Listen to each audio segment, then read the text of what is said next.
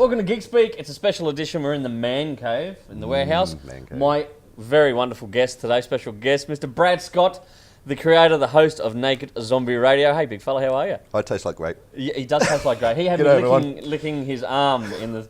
Not by choice. Not by choice. He had me in a headlock. I was crying uncle. You were loving it. I'm good, mate. I'm good. I'm really well. Thank you for it. We're in Brizzy. Yep, It's sweltering today, isn't it? It is. It is. Nice Only because I'm sitting next to you and it's just hot. You're stuffed in out. This is how you get on Geek Speak. You suck up to the host. But suck up or suck? I don't know. I'm sorry, what? You're not a regular geek, are you? Like you've got the glasses, you've got the shirt on, but how do you describe your geekiness? Rough geek. Rough geek. I'm the sort of geek that you don't want to sort of walk in front of. I've had actually people sort of look at me and go, "Do I want to punch him or not?" Yeah, type thing.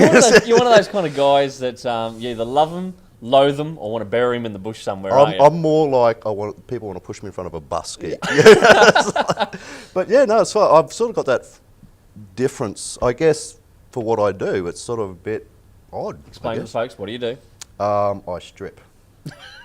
No, he doesn't. Well, he did. No, I still do. I did. Is that how you pay for Naked Zombie Radio? No, I did it for you over in the corner over there before. So anyway, yeah, okay. What I do is basically what I do is I work in the genre of the macabre, paranormal, supernatural, anything that's weird and odd. All the cool shit that I like. All the cool shit, but I'm also very much into robotics and science and all comic books. It's a real mixture, isn't it? It is a mixture. See, so what I've done is, like most of the people, I guess, that I know within sort of the paranormal field, as it were, I've sort of taken the humour side of it into it, if you know what I mean. I'm not serious about...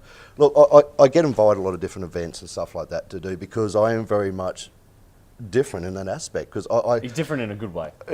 Not all the time. But it's really cool because what I do is, with Naked Zombie Radio, I actually take the whole genre and I flip it on its head, if you know what I mean.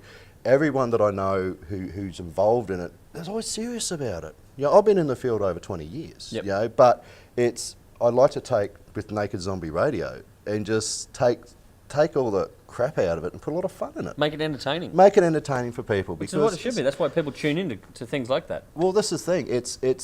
We're heard over 35 countries around the world. He's more famous than us. Stop it. 35 countries around the world. We get about between 70,000 and 80,000 hits a week on the podcast, on the radio show itself. Because not only do we interview fantastic guests from around the world, but we also like to do the local content. We like to get people on there who may necessarily not had any sort of, aren't known, if you know what I mean, within the field. I mean, I interviewed like a biologist and stuff like that. And his other side of it was the cryptozoology side. Oh, fantastic. No one's ever heard of him, but he was right into the Australian Bigfoot or Yowie and stuff like that. He'd written 2 books. We call him a Yowie here, don't we? Yeah, Yowie in Australia. You ever seen a Yowie? I was going to say I was married to one, but you don't want to do that. Take off your shirt, Todd. Anyway. Even the crew start mocking me. No, not like that. But no, I actually haven't seen one. But I mean, these are the stories that I get. I'm not so much into going out and sort of investigating myself anymore. It's more to do with... You don't do the whole ghost hunter kind of creeping through an old abandoned... No, look, I do, but I do it for the radio show. That's the difference. I don't do it to... I want to show people what's out there, not so much trying to make a name out of it, if you know what I mean. It's more to do with the experience than... Well, so I've got to ask, Brad, have you ever had any, turn your hair white, make you shit your dacks kind of ghost stories happen to you yourself? Oh, that's a good question.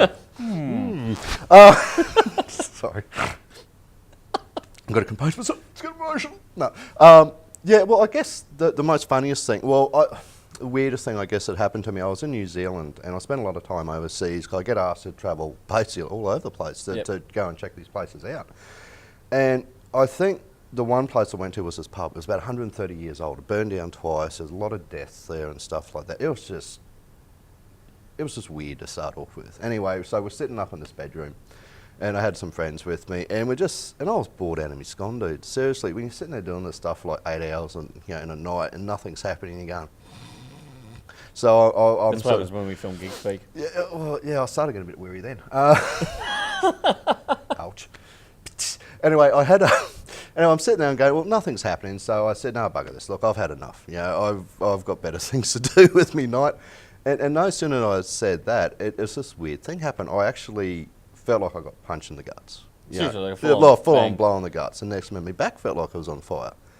And oh, gee, mate, no, this is the middle of winter in New Zealand. So imagine it was like 2 degrees. So I mean, I had like a thermal underwear on, and yeah, I wear underwear.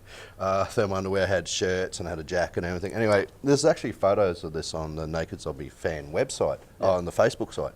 And you rip my shirt off, and you actually see all these scratch marks going from the top of my neck way. all the way down my back, and there were 7 of them. Now, 7's quite a unique number for that type of thing, because it's just dealing with all this other crap. So you had 7, and they start from the top of me back all the way down. The side of my face is all ripped up.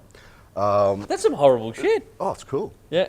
But that's me. It was a nasty ghost. What did you do to piss this ghost off?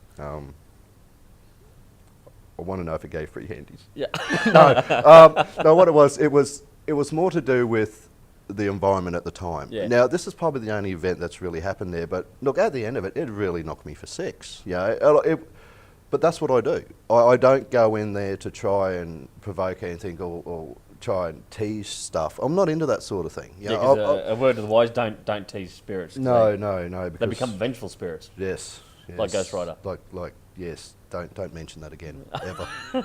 That was a sad disappointment. Anyway, so then this is the type of thing I do, but I don't do it to try and look. There's a lot of, I guess, people with I do it, and they try and make a big thing out of it, or they try and get a TV show out of it, and it's not me.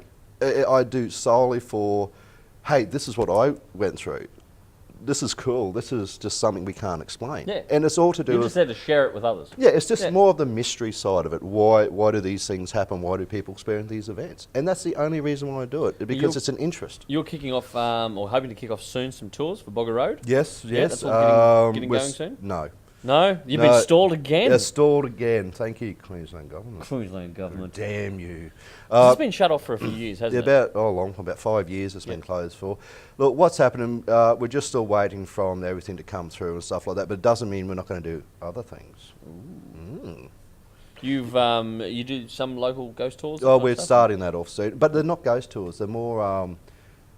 we call them freaky ass tours. Freaky ass tours. We're not going to get dressed up and pretend to be in that area. No, we want to take people out and show them where all the macabre shit happened around Brisbane. See, I the went history behind it. I went to one in Edinburgh when I was in Scotland, and same thing. They didn't dress up or anything like that. It was just taking you to places, pointing at like essentially history. Yeah, it's history based. That was so. I did a couple of them over there, and those were the better ones, compared to the ones where they dressed up in top hats and tried to put on the accent. Bullshit. You sit there and you just go, oh, this is boring. Whereas the ones that take you out and show you, just give you the facts and go, this is what happened here, and they were found dead like this. Yeah. They put the wind up. Well, see, it's surprising what people don't know about what happened in the city, especially in Brisbane. Yeah. I mean, we've had all sorts of really nasty crap that's happened in Brisbane itself back in the, in the 1960s, 1940s, 1800s. Yeah, all this weird stuff. Yesterday, when I didn't get my Big Mac properly through the drive-through.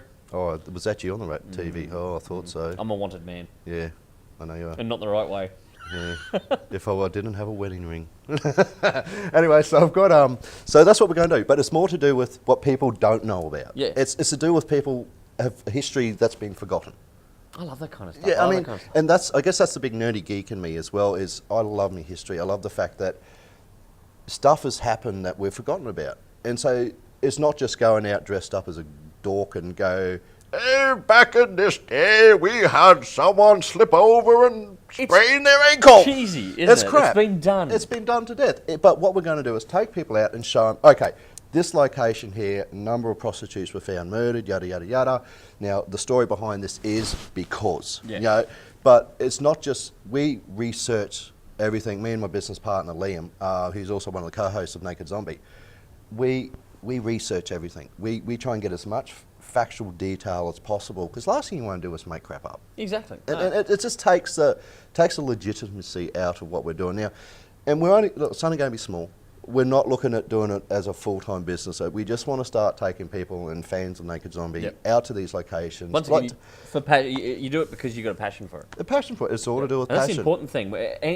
Anything to do with a geek passion. Yeah. You know, if you enjoy it yourself and you share it with others, that's what makes a geek a true geek. Well, that's you want to share it with others. It's like the radio show. We do it solely for nothing. Yeah, but we have such a massive audience base because we have fun with it. Yeah. You know, we don't try and be what we're not. You know, I'm very much a big nerd. I'm very much a little bit rough at the same time, but I'm sort of that whole... He's a kitten.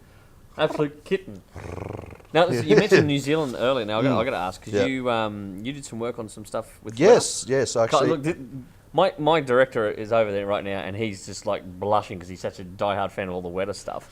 Give us a quick fill in. How'd you get to that stage? What'd you do? That was by accident. Really? Or you just fell into Weather Workshop and went, hello? Basically, I just walked in with me pants around my ankles. You're Australian, we'll have you. No, what it was, I got invited. I was working for an engineering firm because I've got a good education background in that sense, you know, building stuff and all the rest of it.